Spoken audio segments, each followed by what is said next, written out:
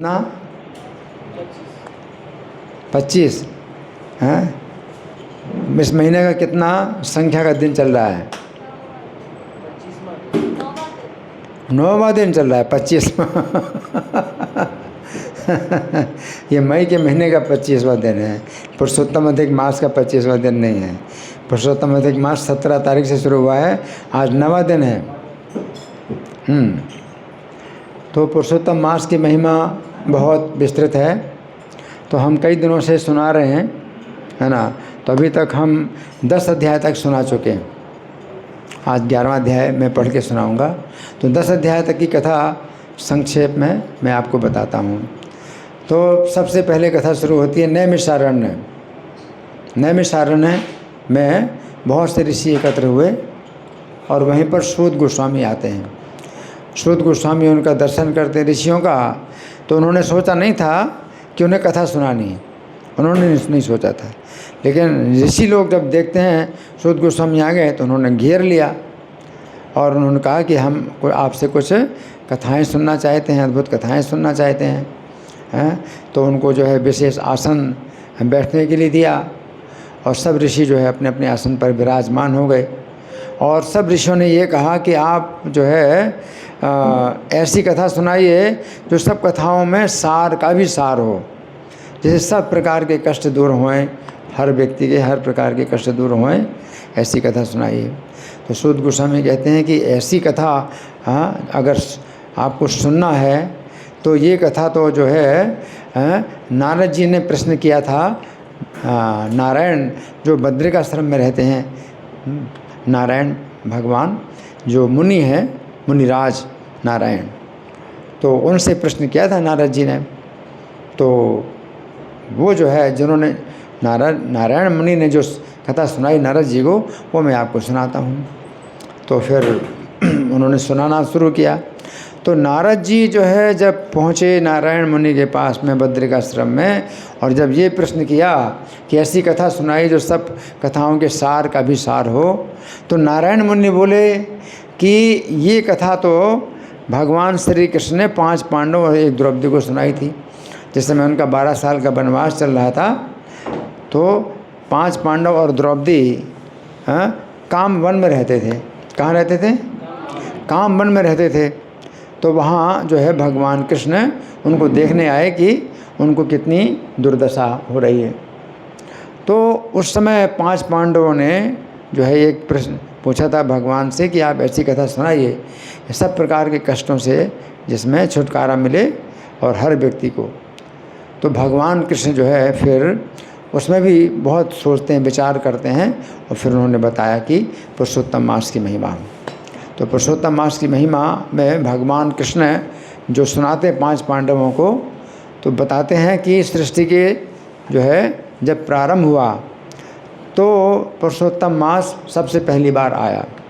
जब सबसे पहली बार आया तो जितने महीने थे, जितने दिवस थे, जितने पक्ष थे, सब ने इसकी निंदा की कि ये जो है ये मल मास है, ये जो है सब प्रकार के शुभ कर्मों से विवर्जित है, इसमें सूर्य की संक्रांति नहीं आती है, तो ये जो है मतलब बहुत अशुद्ध है।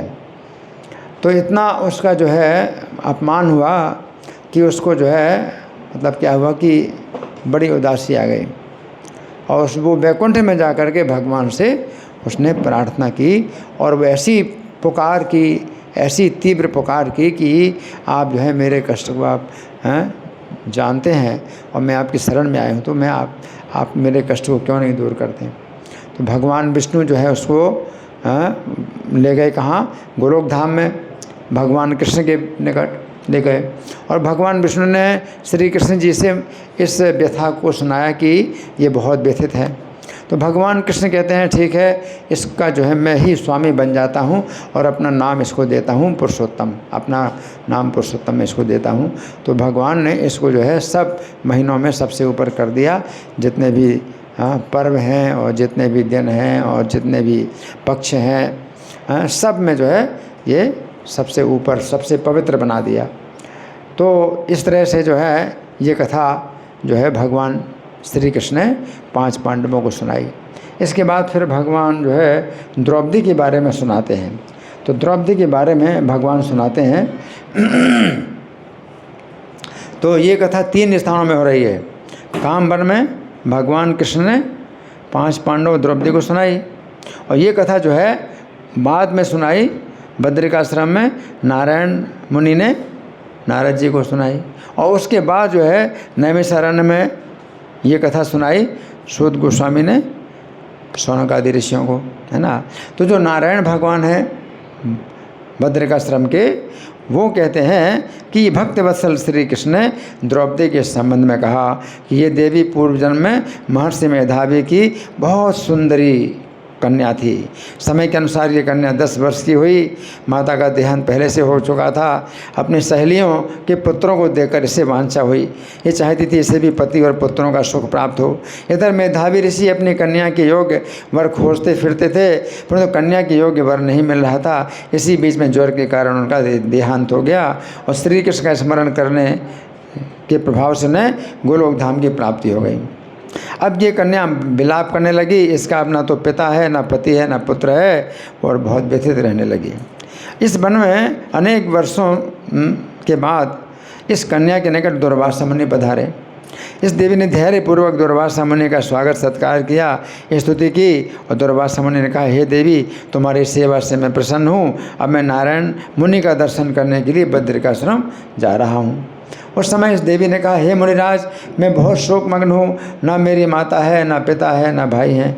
मेरे दुख का निवारण का कोई उपाय कीजिए। उस समय दुर्वासा मुनि ने एक महान उपाय बताया।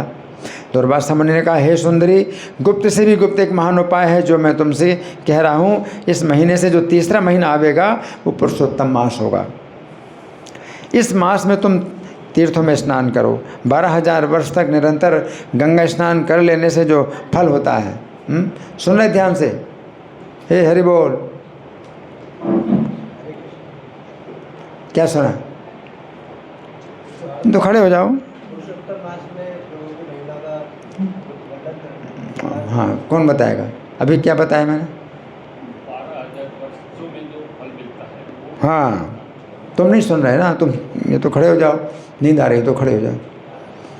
12,000 वर्ष तक निरंतर कोई गंगा में स्नान करे तो जो पुण्य होता है पुरुषोत्तम मास में जहाँ कहीं भी स्नान करने से वो फल प्राप्त हो जाता है, एक स्नान से। और कहीं भी स्नान करो अच्छी प्रकार से, पुरुषोत्तम मास की भावना से स्नान करो तो 12,000 साल तक गंगा स्नान का फल प्राप्त होता है ना। तो मैंने भी पुरुषोत्तम मास की आराधना की है और करता हूँ। ये कौन कह रहे हैं? ये बात किससे कह रहे हैं? मैं जल्दी जल्दी सुना रहा हूँ तो आप लोग जो है पकड़ नहीं पा रहे हैं कथा को। किसने कहा, किससे कहा? दुर्वासा मुनि ने कहा। किससे कहा? द्रौपदी से। हाँ, इसका नाम इस पूर्व जन्म में नाम नहीं बताया गया, मुनि कन्या। मुनि कन्या से दुर्वासा मुनि कह रहे हैं। तो पुरुषोत्तम मास, एक बार मैंने महाराज अम्बरीश को भस्म करने के लिए कृत्या भेजी। उस समय श्री विष्णु ने मुझे भस्म करने के लिए अपना सुदर्शन चक्र भेजा। तब मेरे पुरुषोत्तम मास का व्रत करने से वो चक्र लौट गया। इस प्रकार दुर्वासा मुनि ने अपनी वार्ता समाप्त कर दी कि मुझे भी अनुभव है पुरुषोत्तम मास का महात्म्य। क्या दुर्वासा मुनि क्या बोलते? मैं पुरुषोत्तम मास का चूँकि आराधना करता हूँ तो भगवान विष्णु ने मुझे चक्र भेजा था भस्म करने के लिए और वो चक्र लौट गया। तो कितनी बड़ी महिमा है पुरुषोत्तम मास की। तो दुर्वासा मुनि कहते हैं कि मैं भी विस्मित हुआ कि पुरुषोत्तम मास की ऐसी महिमा है। वो चक्र तो तीनों लोगों को भस्म कर सकता है, लेकिन वो मुझे मेरे पास आकर के लौट गया, जबकि मुझे भस्म करने के लिए भगवान ने चक्र भेजा था, है ना। तो उस समय दुर्वासा मुनि ने अपनी वार्ता समाप्त कर दी। उस समय दुर्भाग्य से प्रेरित होकर वो कन्या बोली। अब कन्या का दुर्भाग्य था तो क्या बोली? बहस करने।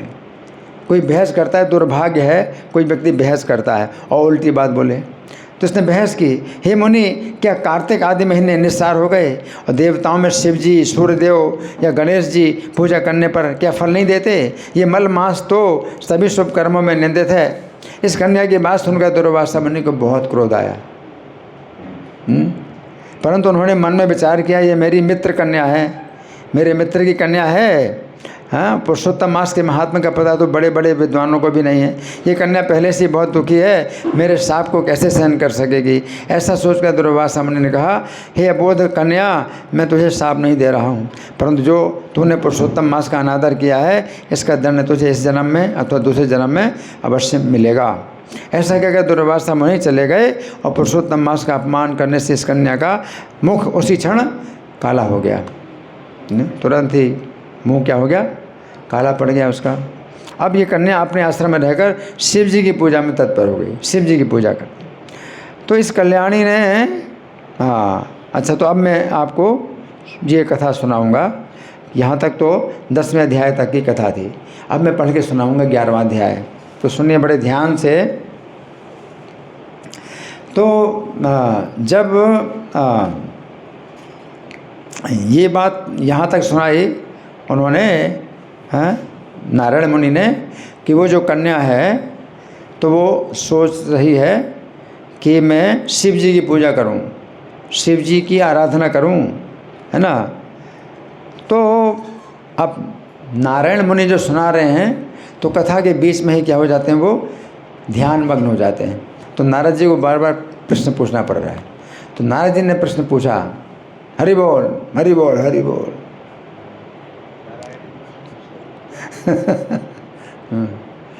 हाँ, तो नारद जी ने प्रश्न पूछा कि हे मुनि श्रेष्ठ, समस्त मुनियों के लिए तपस्या करना बड़ा दुष्कर कार्य है, किंतु उस ऋषि कुमारी ने ऐसा कठोर कार्य कैसे किया, तपस्या करना, आप इसे बतलाइए। अचीकरण कुमारीयम महत्कर्मेषु दुष्करम मुनि नाम अपि सर्वेषां तन्मे बते महामुने। तो नारायण भगवान बोले कि तब कल्याणी वो मुनि कन्या ने सनातन शांत 5 मुख वाले शिव जी का ध्यान करके अत्यंत भीषण तपस्या आरंभ की। ऐसे स्त्रियों के लिए बहुत मुश्किल है ऐसी तपस्या करना, लेकिन उसने बड़ी भीषण तपस्या आरंभ की।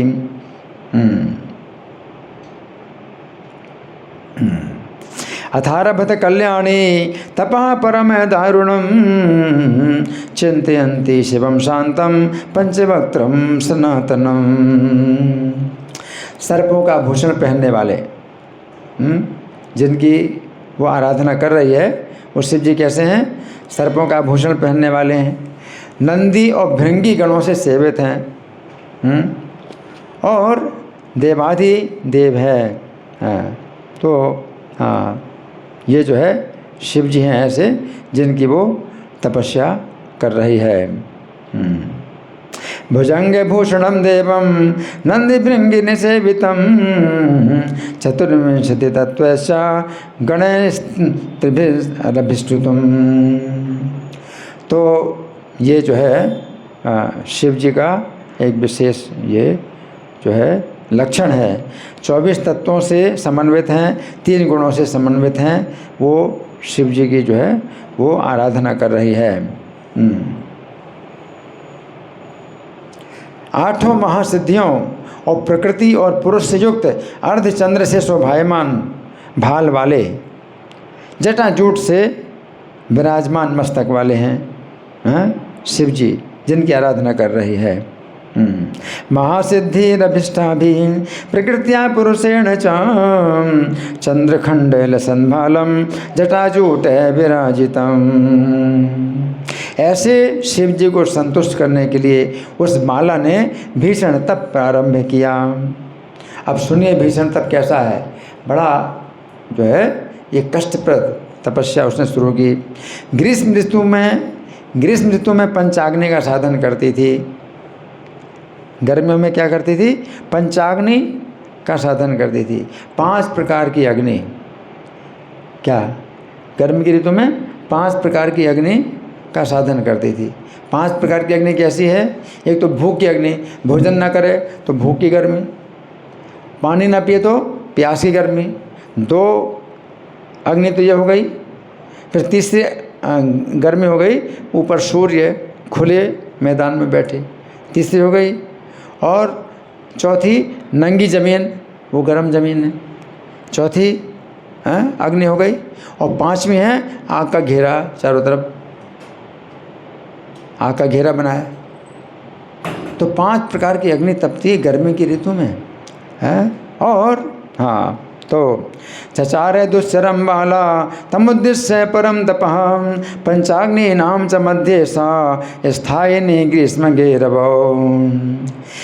और जब हेमंत और शिशिर ऋतु आए, हेमंत शिशिर ऋतु ठंडी का मौसम, तो ठंडे पानी के अंदर मुंह खोल करके तपस्या करती है। ठंडे पानी के अंदर मुंह खोल करके तपस्या करती है। तो ऐसा लगता था जैसे पानी में कमल खिला हुआ हो, बहुत सुंदर थी। तो पानी में जैसे कमल खिला हुआ हो, इस प्रकार से वो जो है सुंदर लगती थी। हेमंते शिशिरे चैव शीतवार्यं दधतरस्थितः व्यक्तिवक्त्रा तथा रेजे जलस्थं कमलं यथा। सिर के नीचे बिखरी हुई काली जो अलकें थी, उनसे ढकी हुई थी, पानी में ऐसी शोभा पाती मनो सेवार की लताएं फैली हुई हों।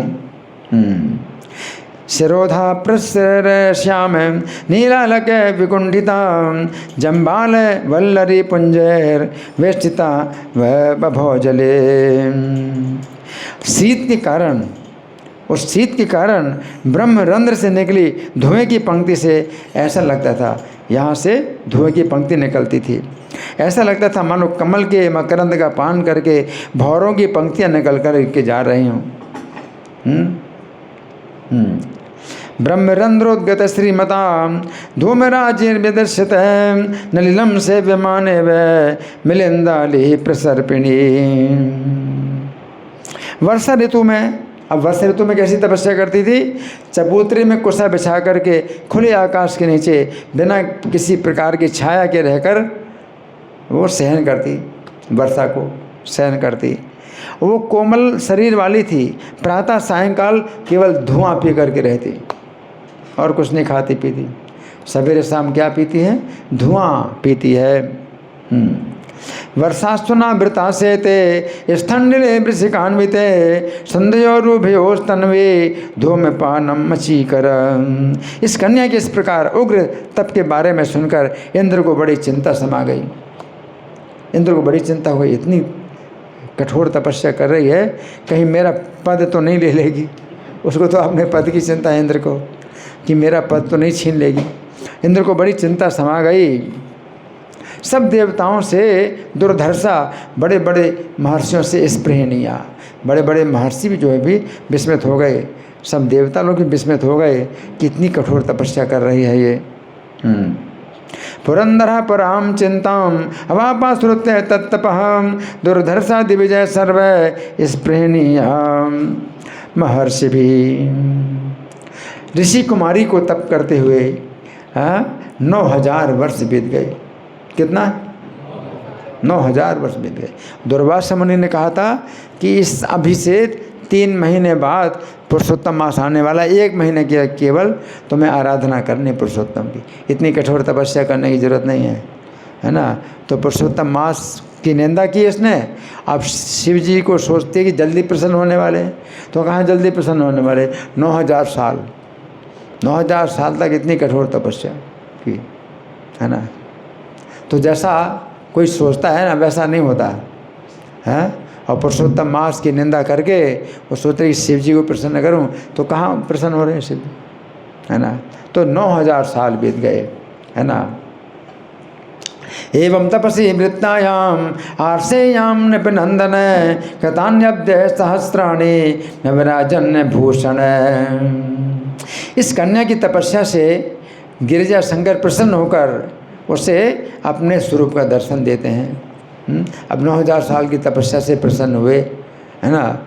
तो हाँ, शिव जी एक प्रकार से हाँ जल्दी प्रसन्न होते, लेकिन इतनी देर में प्रसन्न हुए तो प्रसन्न भी हुए और प्रसन्न नहीं भी हुए शिव जी। क्यों?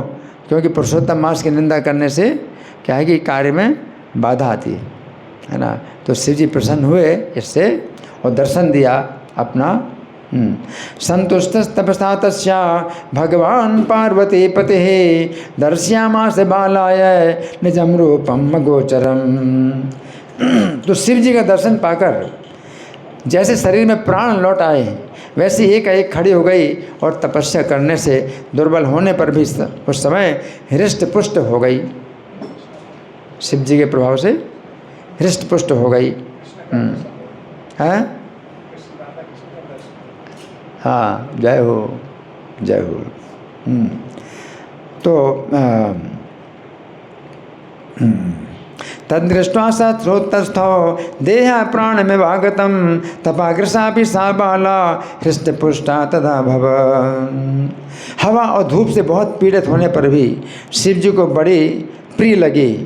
तब उस बाला ने सिर झुकाकर गिरिजा रमण को प्रणाम किया। शिव जी को गिरिजा रमण बोलते हैं। गिरिजा रमण को प्रणाम किया।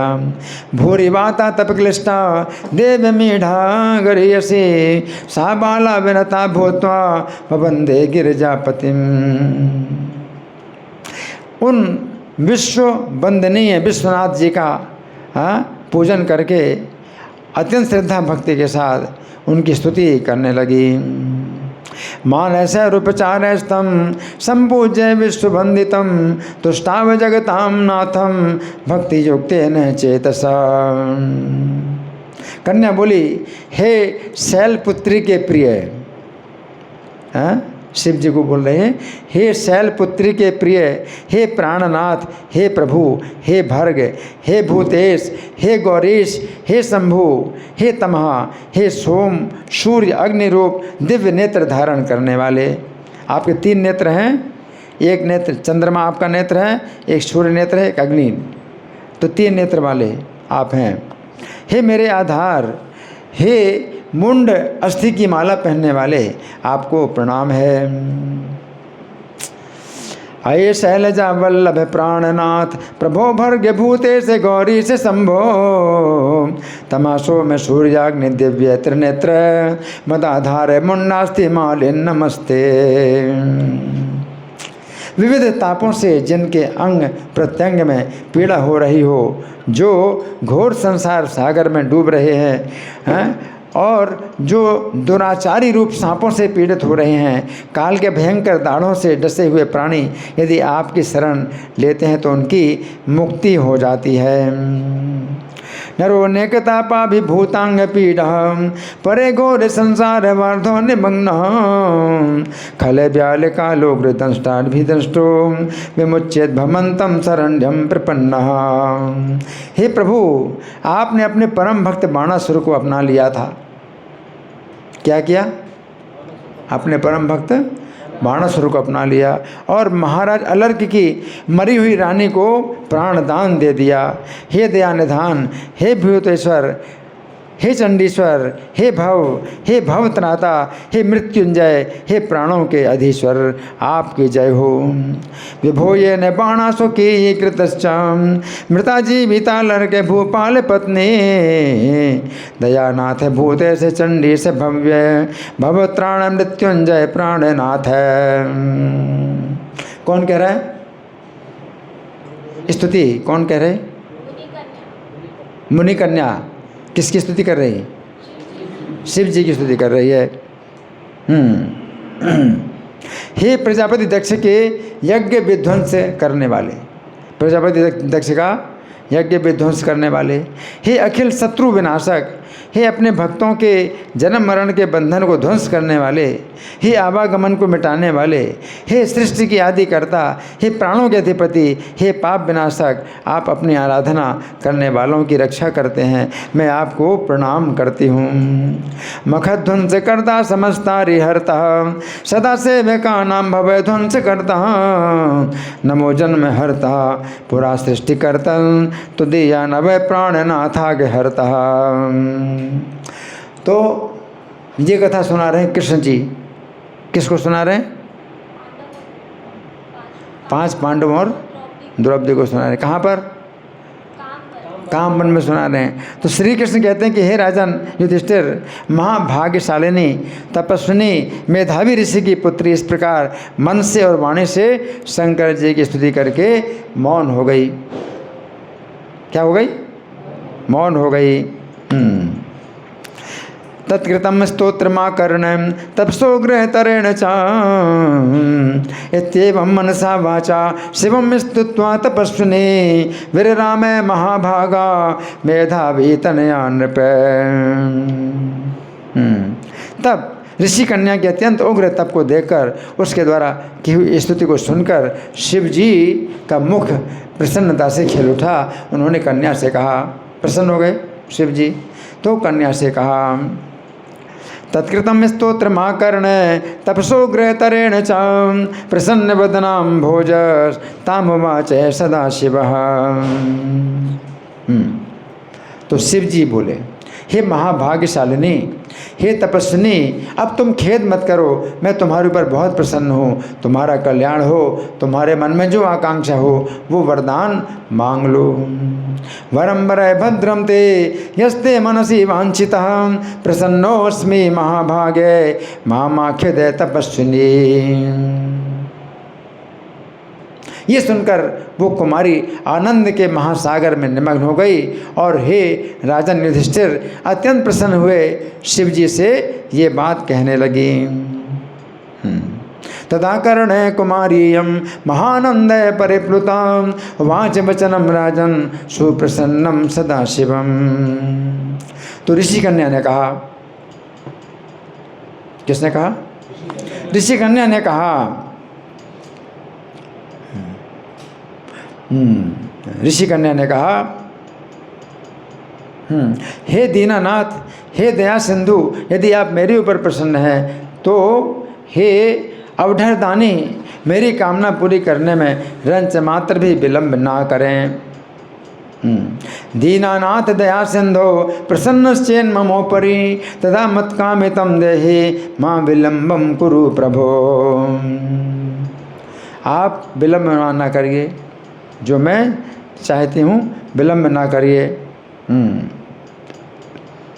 महादेव पति दीजिए, पति दीजिए, मुझे पति दीजिए, मुझे पति की कामना है, पति दीजिए। इसके अतिरिक्त और कोई दूसरी बात अपने हृदय में मैंने नहीं सोची है। कितने बार बोला पति? 5 बार बोला। पतिम देहि पतिम मह्यम पतिम पतिम महम वृणे पतिम देहि महादेव नान्यन में चिंतितम हृदय। तो फिर कपर्दीश्वर से ये कहकर वो ऋषि कन्या चुप हो गई। तब ये सुनकर महादेव जी मुनि कन्या से बोले, एव मुक्त्वा तदार्षये वीरनाम कपर्दिनम तदा कर्ण्यम महादेवो जगादे मुनि कन्यकाम। तो शिव जी ने कहा, हे मुनि कन्या, तुमने जैसा अपने मुँह से कहा वैसा ही होगा, क्योंकि तुमने 5 बार पति पति कहकर वर मांगा है। त्वया यस्तुम मुखेनोक्तम तदस्तु मुनि कन्यके पंचकृत्वस्तुया यस्मात् पति संप्रार्थितो धुना। इसलिए हे देवी, तुम्हारे 5 पति होंगे, वे सभी शूरवीर होंगे, समस्त धर्म को जानने वाले होंगे, सरल होंगे, सत्य पराक्रमी होंगे। तस्मात् पंच भविष्यन्ति पतिस्तव सुंदरी शूरा सकल धर्मज्ञा साधवः सत्य विक्रमा। इसलिए हे देवी, यज्ञ करने वाले अपने गुणों से विख्यात होंगे, यज्ञ करने वाले होंगे 5 और अपने गुणों से विख्यात होंगे, सत्य प्रतिज्ञ होंगे और इंद्रिय निग्रही होंगे और तुम्हारे रुख के अनुसार कार्य करने वाले होंगे और सभी राजा के कुल में उत्पन्न होंगे और सभी के सभी गुणशाली होंगे। कौन? किसके? कौन होंगे? मुनि कन्या के। कितने? 5 पति होंगे, सभी गुणशाली होंगे। यज्वाना सुगुण ख्याता सत्यसंधा जितेन्द्रिया त्वन्मुख प्रेक्षका सर्वे राजन्य गुणशालिनः। श्री कृष्ण जी सुना रहे कथा। किसको?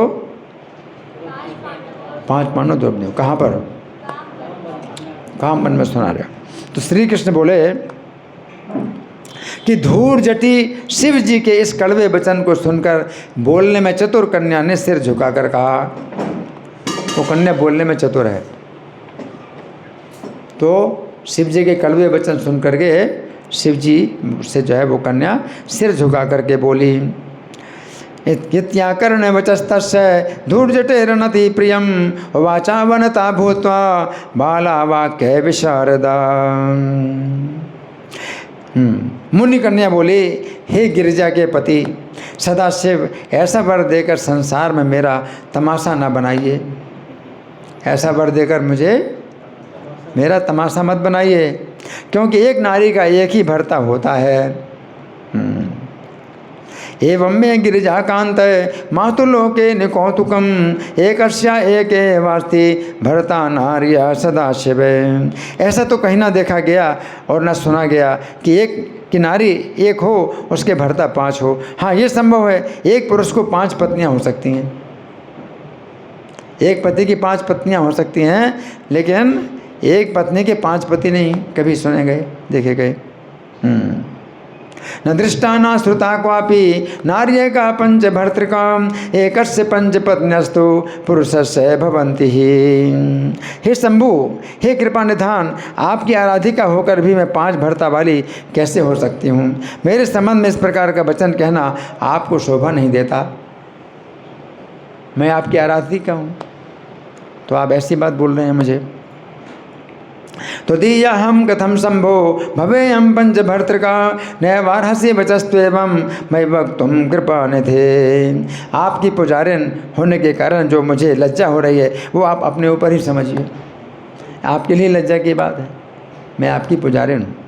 कन्या की ये बात सुनकर शंकर जी उससे बोले, तवे वजाए ते लज्जा तुदीया हम यथा प्रभो इत्याकर्ण वचस्तस्या शंकर प्राह ताम पुनः।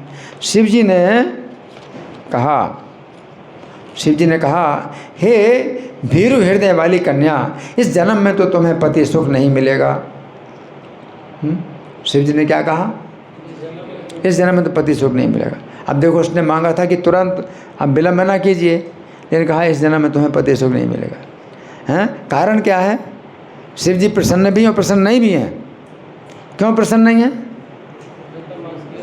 पुरुषोत्तम मास की निंदा की है, दुर्वासा जी का अपमान किया, इसलिए प्रसन्न नहीं है। तो कहा प्रसन्न हूँ लेकिन प्रसन्न नहीं भी हैं, है ना। तो क्या कहा? इस जीवन में तुझे पति सुख नहीं मिलेगा, परंतु जब दूसरे जन्म में अपनी तपस्या के प्रभाव से अयोनिजा के रूप में उत्पन्न होगी। अयोनिजा का मतलब है किसी माता के गर्भ से नहीं, जब अयोनिजा यानी यज्ञ कुंड से तुम जन्म लोगी, अपनी तपस्या के प्रभाव से तुम यज्ञ कुंड से जन्म लोगी। मातु तेस्मिन् भवे भीरो भव्यम तत्पर जन्मनि अयोनि संभवा तत्र भविष्यसि तपोबला। तब पति जन्म सुख को प्राप्त कर अनंतर परम पद की अधिकारिणी होगी। चूँकि पूर्व जन्म में मेरे प्रिय स्वरूप दुर्वासा का तुमने अपमान किया है। इसलिए देखो 9000 साल तक तपस्या करनी पड़ी और फिर भी शिव जी को आक्रोश है कि तुमने क्या किया पिछले जन्म में, क्या किया पिछले जन्म में? दुर्वासा जी का अपमान किया है। भर्तजम सुखमासाध्य ततो मंत्री परम पदम दुर्वासा में प्रिय मूर्ति सातो यावनतः पुरा। हे सुंदर ललना, यदि दुर्वासा कुपित हो जाए तो तीनों लोगों को भस्म कर सकते हैं, परंतु तुमने तो अहंकार के वशीभूत हो ऐसे तेजस्वी का मर्दन किया। तुम्हारे अंदर इतना अहंकार है कि दुर्वासा मुनि का जो है तुमने अपमान किया। हाँ, वो कितने तेजस्वी हैं, क्या कर सकते हैं? तीनों लोगों को भस्म कर सकते हैं, और तुम्हारे अंदर इतना अहंकार है, तुमने उनका अपमान किया। हरि बोल। सुन रहे लखीकांत? क्या सुना? कौन कह रहे हैं? किससे कह रहे हैं? शिव जी कह रहे हैं। हाँ, किससे कह रहे हैं? मुनि कन्या क्या कह रहे हैं? जोर से बोलो, क्या कह रहे हैं?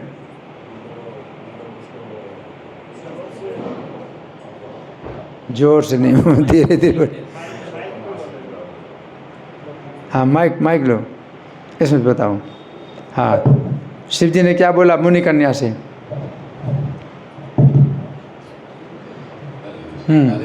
हाँ, इस जन्म में मुनि मिलेगा, अगले जन्म में मिलेगा उनको पति मिलेंगे। अगले जन्म में कितने पति मिलेंगे? 5 पति मिलेंगे। और क्या कहा इसके बाद? हाँ, आप बताओ, कौन बताएगा? कौन बताएगा इसके बाद क्या कहा शिव जी ने? हाँ, आप बताओ, इनको माइक दो।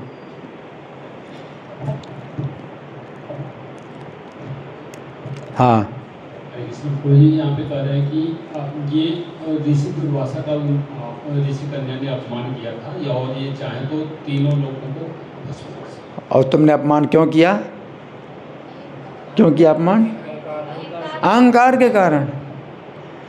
तुमने अहंकार के कारण उन दुर्वासा मुनि का अपमान किया जो अगर चाहें तो तीनों लोगों को भस्म कर सकते हैं। लेकिन तुम्हारे अंदर कितना अहंकार है कि तुमने उनका अपमान किया। ये शिव जी उससे मुनि कन्या से कह रहे हैं, है ना। तो इसलिए उन्होंने कहा इस जीवन में तुमको पति सुख नहीं मिलेगा, जबकि उसने कहा था हमें तुरंत आप पति दीजिए, है ना, और अगले जन्म मिलेंगे तो 5 पति मिलेंगे। लेकिन फिर ये कहा कि तुमने तो उनका मर्दन कर दिया है। सचेत कोपावृतः शुभ्रो निर्दहेन भुवने त्रयम त्वया गर्भातिरेकेण ब्रह्म तेजः प्रमर्दितम्। जिस अधिमास को भगवान श्री कृष्ण ने अपना निजी ऐश्वर्य प्रदान कर दिया, उस भगवान के परम प्रिय पुरुषोत्तम मास का तुमने व्रत नियम नहीं किया। देखो शिव जी भी उसको डांट रहे हैं, तुमने मुझे प्रसन्न कर ली, 9000 साल तक तपस्या की, फिर भी मैं प्रसन्न नहीं हुआ, और 1 महीने के लिए तुमने अधिमास का जो है व्रत नियम नहीं किया। इसको ऐसे क्या कहते हैं? खोदा पहाड़ निकली चूहिया, है। 9000 साल तक कितनी तपस्या की कि इंद्र भी जो है चिंता हो गए, महर्षियों को भी जो है विस्मय हुआ, ऐसी तपस्या कर रही है। और फिर भी शिव जी क्या कह रहे हैं? तुमने क्या किया? पुरुषोत्तम मास का आराधना नहीं किया, है ना। तो इस तरह से जो है तुमने जो है अपना ही नुकसान किया है। तो शिव जी ऐसा कह रहे हैं। पुरुषोत्तमस्त्वया मासो न कृतो भगवत प्रिय यस्मिन् नर्पितमैश्वर्यं श्री कृष्णेनात्मनः सुखम। मैं और ब्रह्मा से लेकर समस्त देवतागण और नारद से लेकर जितने तपस्वी हैं, जिनके आदेश का पालन करते हैं, हे मुनि कन्या, उनके आदेश का कौन उल्लंघन कर सकता है? अहम ब्रह्मादयो देवा नारदाद्यास्तपस्विनः यदा देशे करा बाले तदाज्ञां को विलंघये। अरे अबोध बाला, दुर्वासा की आज्ञा से भी तुमने उन विश्ववंद्य पुरुषोत्तम मास की आराधना नहीं की, अतः हे ब्राह्मण कुमारी, तुम्हारे 5 पति तो होंगे ही। समासो न त्वया मूढ़े पूजितो लोक पूजितः अतस्ते 5 भर्तारो भविष्यन्ति द्विजात्मजे। हे बालिका, पुरुषोत्तम मास के व्रत पूजन आदि का खंडन करने के कारण अब ये टल नहीं सकता है। जिस पुरुषोत्तम मास की आलोचना करते हैं वे घोर रौरव नरक के अधिकारी होंगे। नान्यथा भावी तन्बाले पुरुषोत्तम खंडनाथ जो वे नंदति तम मासम सयाति घोर रौरवम। पुरुषोत्तम मास का अपमान करने वाले को विपरीत फल होता है, ये बात कभी भी अन्यथा नहीं हो सकती। पुरुषोत्तम मास की आराधना करने वाले पुत्र पौत्र और धन से संपन्न होते हैं। विपरीतम भवेत् तस्य न कदाप्य अन्यथा भवेत् पुरुषोत्तम से ये भक्ता पुत्र पौत्र धनान्विता। वे इस लोक और परलोक में सिद्धि को प्राप्त करते हैं, भविष्य में सिद्धि प्राप्त करेंगे और वर्तमान काल में भी सिद्धि प्राप्त कर रहे हैं। हम सभी देवता भी पुरुषोत्तम मास की आराधना करने वाले हैं। तो शिव जी क्या कह रहे हैं? हमारे स्वामी का तुमने निंदा की है, हमारे स्वामी पुरुषोत्तम मास, हमारे स्वामी की तुमने निंदा की है और मुझको तुमने प्रसन्न किया, तो क्या फ़ायदा होगा? स्वामी की निंदा करके आप जो है सेवक को प्रसन्न करते हैं तो क्या होता है? सेवक प्रसन्न भी होता है, प्रसन्न नहीं भी होता है, दोनों बातें हैं। तो शिव जी जो है सहानुभूति नहीं दिखाते उसको, हैं। तो उन्होंने ये कहा ऐहि कामस्मि किं सिद्धिं याता या संधि यान्ति च वयम सर्वेपि गीर्वाणा पुरुषोत्तम सेविनः। जिस पुरुषोत्तम मास में व्रत पूजा नियम का आचरण करने से पुरुषोत्तम भगवान शीघ्र प्रसन्न हो जाते हैं, उन आराधनीय मास की हे सुंदर कटी वाली हम लोग क्यों ना आराधना करें। हम लोग तो आराधना करते हैं और तुम आराधना नहीं करती, हमें प्रसन्न करना चाहती है। इससे क्या पता चलता है, भगवान पुरुषोत्तम की प्रसन्नता, कृष्ण की प्रसन्नता से ही सब देवता प्रसन्न होते हैं। और नहीं तो प्रसन्न करो, है ना, तो कितना तपस्या करना पड़ेगा, लेकिन परिणाम क्या होगा, उल्टा होगा। यस्मिन् संसेविते शीघ्रं प्रीयते पुरुषोत्तमः सेविनीयं कथं मासं न भजामः सुमध्यमे। कहो तो अत्यंत उच्च महान पुरुषों की वाणी कैसे मिथ्या हो सकती है। सत असत वाद की विवेचना करने वाले मुनियों की वाणी अनुकरणीय है। अत्युत्कटानां महतां वचो मिथ्या कथं वदे अनुनेया ही मुनयः सदसंवादय वादिनः। इतना कहते कहते नीलकंठ शिव जी शीघ्र ही अंतर्धान हो गए। उसको डांटा और अंतर्धान भी हो गए, हैं। अब तुम रहो, अकेले ही रहो, अकेली रही, अकेली रहो हमेशा। अंतर्धान हो गए और वो मुनि कन्या चकित होकर इधर उधर देखने लगी। अब कोई इसको जो है सांत्वना देने के लिए भी नहीं है ना, इधर उधर देखने लगी। वदन्नेवं नीलकंठा क्षिप्रम अंतर्दधे हरः चकिता सा भवन बाला युवते भ्रष्टा मृगी यथा। अपने झुंड से बिछुड़ी हरणी चकित होकर इधर उधर देखती रह जाती है। झुंड से अगर हरणी बिछुड़ जाए तो डर ही डर लगता है उसको चारों तरफ से। झुंड में हरणी होती है तो सुरक्षित रहती है, और झुंड से बिछुड़ गई अकेली तो फिर चारों तरफ से उसको जो है डर ही डर लगता है। तो वो जो है इस प्रकार से रही। तो सूत जी कहते हैं हे मुनीश्वरों, हैं। सूत जी सुना रहे हैं कथा, किनको सुना रहे हैं, शौनक आदि ऋषियों को। कहाँ पर, नए में सारा। तो सूत जी कहते हैं हे मुनीश्वरों, द्वितीया के चंद्रमा से युक्त भाल वाले शिव जी जब उत्तर दिशा की ओर चले गए, तब वृत्रासुर को मारकर जैसे इंद्र को ब्रह्म हत्या के संबंध में चिंता हुई, उसी प्रकार मुनिराज की कन्या को भी चिंता समा गई।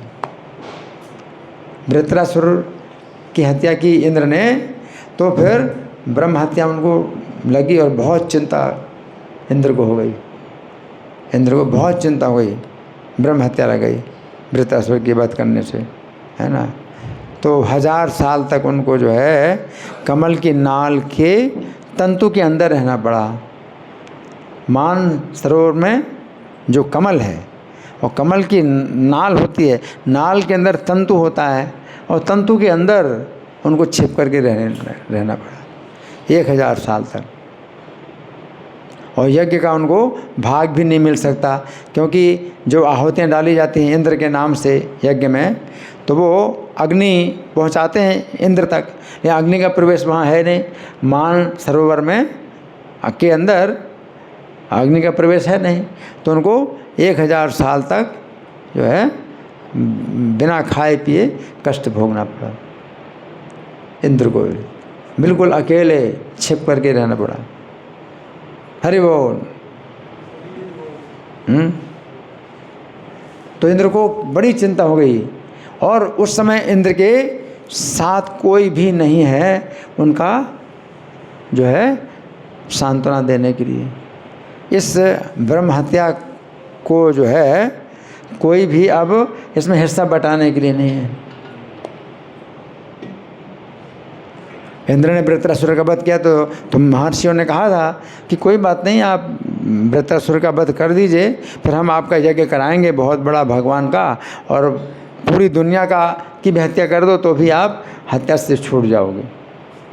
ऋषियों ने तो कह दिया, उनके कहने से इंद्र ने मार डाला वृत्रासुर को।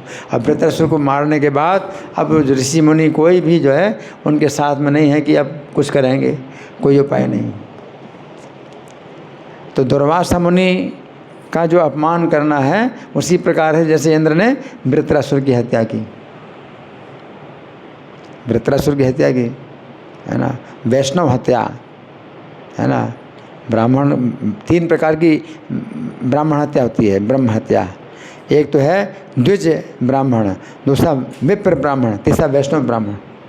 तो वैष्णव ब्राह्मण की हत्या तो फिर बहुत खतरनाक है, बहुत खतरनाक है। वृत्रासुर महावैष्णव है, तो वैष्णव ब्राह्मण की हत्या से जो है जो उनको फिर कष्ट भोगना पड़ा, उसमें कोई भी उनको साथ देने वाला नहीं है। सब साथी थे, भाई मार दो वृत्रासुर को तो सबका कष्ट मिट जाए, लेकिन जब मार दिया तो फिर कोई साथी नहीं। उसी वक्त दुर्वासा मुनि का अपमान भी जो है वैष्णव हत्या के जैसा। तो इस तरह से वो क्या हुई, बहुत चिंता समा गई। शशांक लेखांकित भाले देशे सदा शिवेश विदिशम प्रयाते चिंता बबाधे मुनिराज कन्या हत्या यथा वृत्रहणम मुनीषा। तो इस तरह से मैंने एक अध्याय आपको पढ़ के सुनाया है। अब आगे की जो कथा है वो आपको मैं संक्षेप में सुनाता हूँ।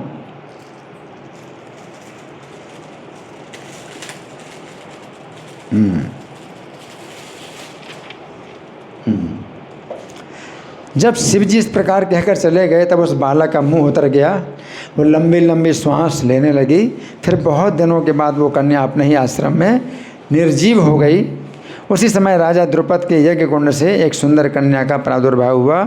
यही कन्या संपूर्ण पृथ्वी पर द्रौपदी के नाम से प्रसिद्ध हुई। इसी कन्या को स्वयंवर के समय मत्स्य का वेधन कर अर्जुन ने प्राप्त किया। यही द्रौपदी पुरुषोत्तम मास की अवहेलना करने के कारण दुराचारी दुशासन के द्वारा बाल पकड़कर खींची गई। हुआ ना, है? द्रौपदी के बाल पकड़ कर खींच करके लाए दुशासन, वो दुराचारी, और कटु वचन सुनाए। दुशासन ने द्रौपदी को कटु वचन सुनाए। किंतु जब अत्यंत स्नेह के साथ इसने श्री कृष्ण के नामों का उच्चारण किया, उस समय श्री कृष्ण ने इस देवी की रक्षा की।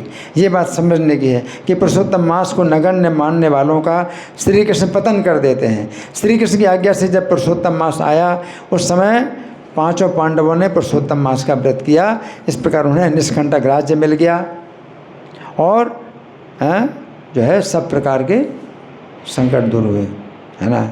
तो पुरुषोत्तम मास के महात्म्य की जो है एक कथा ये है ना हमने सुनी। ठीक है, तो आप लोगों की ओर से कोई प्रश्न है, कोई चर्चा, या मैं प्रश्न करूं? हाँ जी, इनका प्रश्न। हाँ, माइक, हैंड माइक।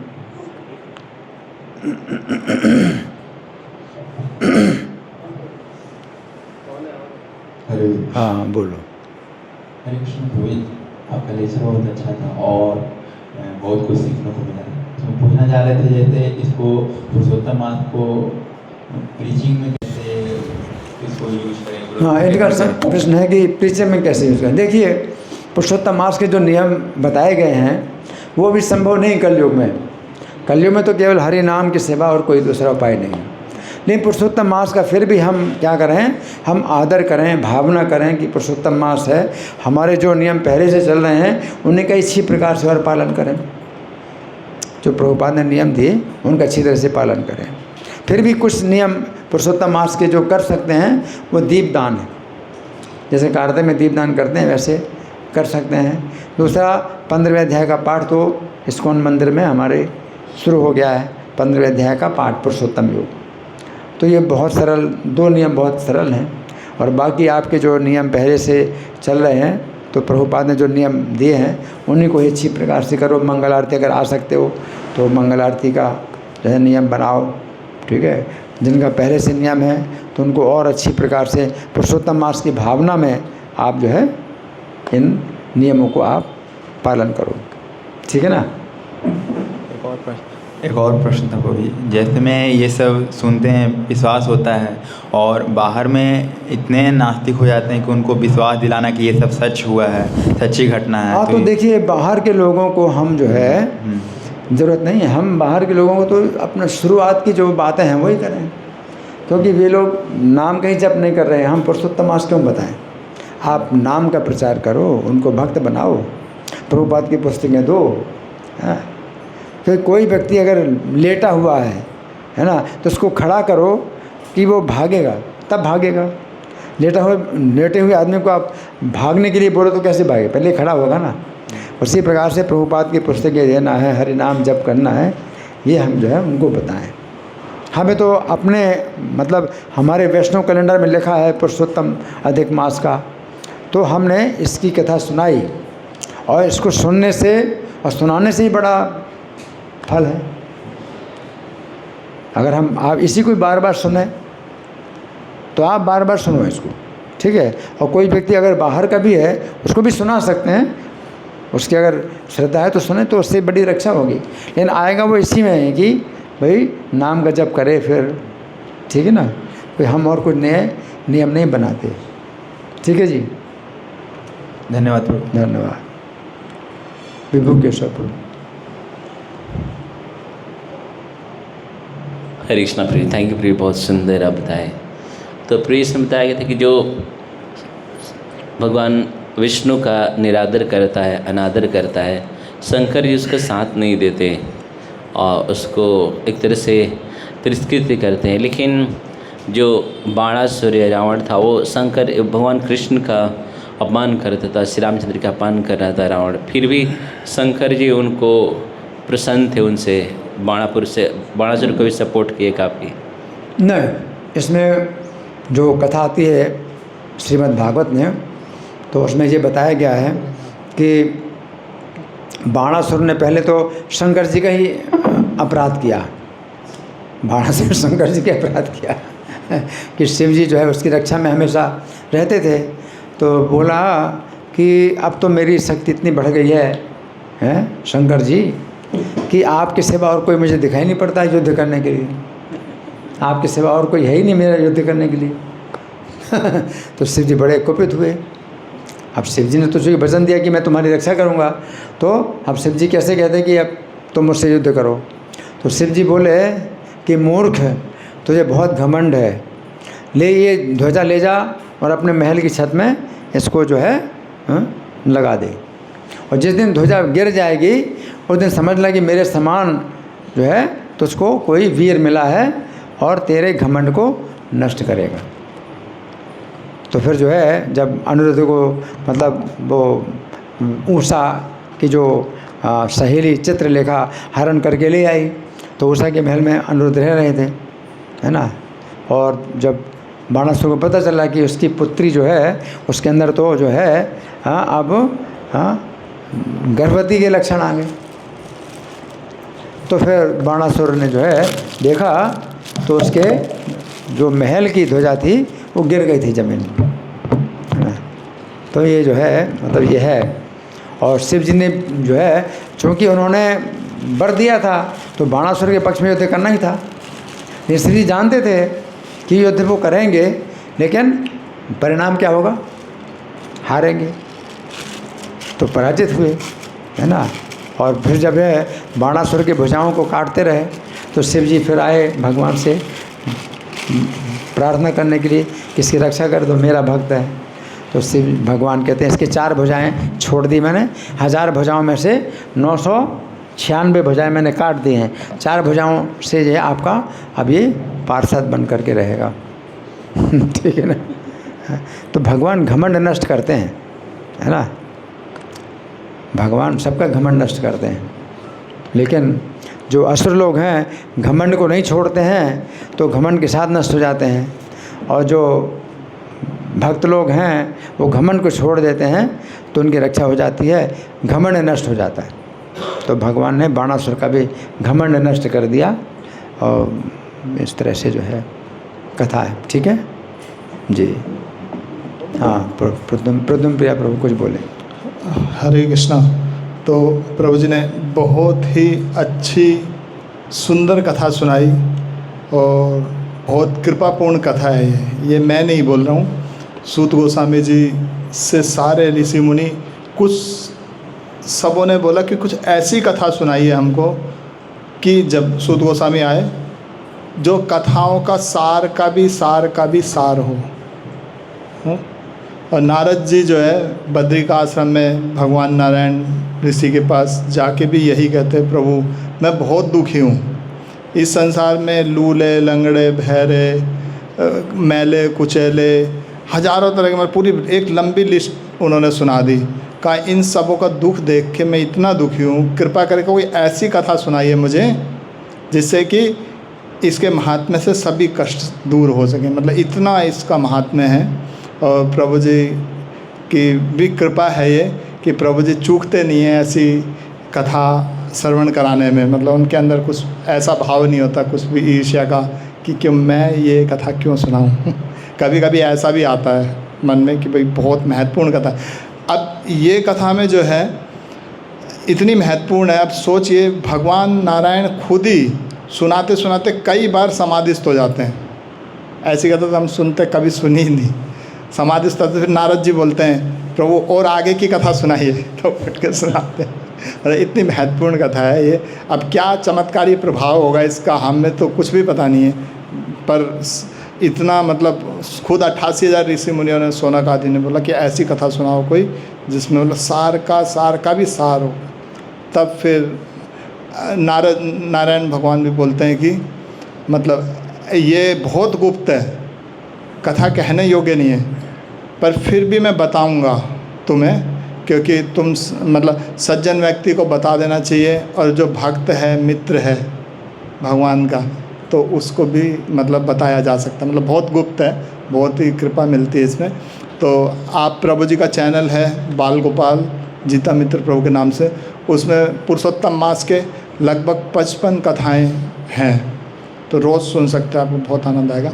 और यही जो है अब पहले मैं आपके हाथ में किताब दे देता हूँ, फिर मैं बताऊँगा, आप देख सकते, देखने का मौका मिलेगा किताब को। देख लीजिए, एक में 2-3 भी देख सकते हैं।